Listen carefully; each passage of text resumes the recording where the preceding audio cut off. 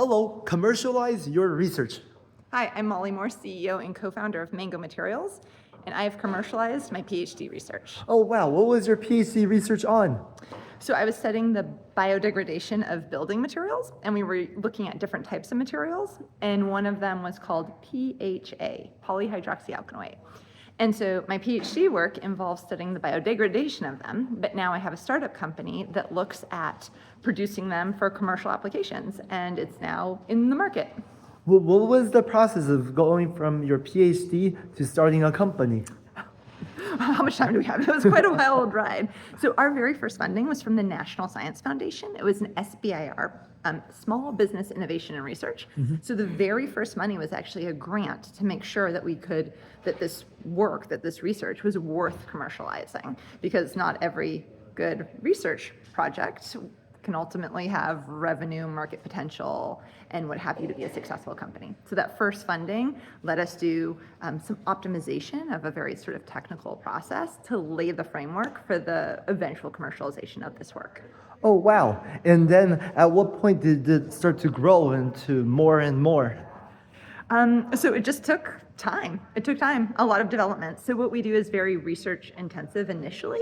So when we first started the company, I did research as well as my co-founders, but then over time we were able to hire people to do that research while we focused on the commercialization, talking to customers, figuring out how we could get revenue, figuring out the eventual exit strategy for the whole business. So over time we transitioned from being researchers to being business folk.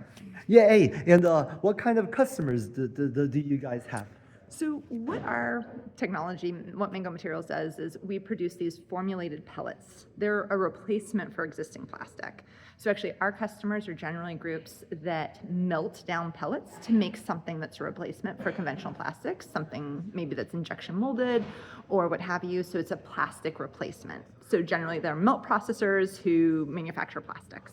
Well, will it go into sunglasses, or will it go into houses? What are the differences? Yeah, so where can we find it? Yeah, so our material is biodegradable at the end of life. So applications that could either accidentally or due to their use end up in the terrestrial or natural environment, but you don't want them to be persistent. You don't want them to pollute.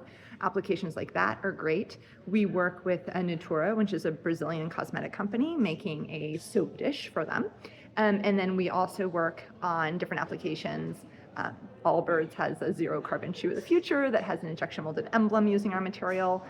So it tends to be plastics that are not generally recycled. They might accidentally be polluted and they don't have great alternative end of life. So generally by having something that could be biodegradable, like ocean probes, those kinds of applications, if they're biodegradable, you can actually either preserve natural ecosystems, or sometimes you can save money because you don't have to go out and retrieve the material if it accidentally ends up in the ocean or the natural environment. So after your PhD, did you feel it was important to commercialize it?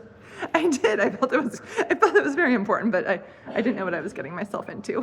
Being a founder is quite a journey and a lot of hard work, but it's a wild ride, but it's been a lot of fun. Yay, commercialize your research. Commercialize.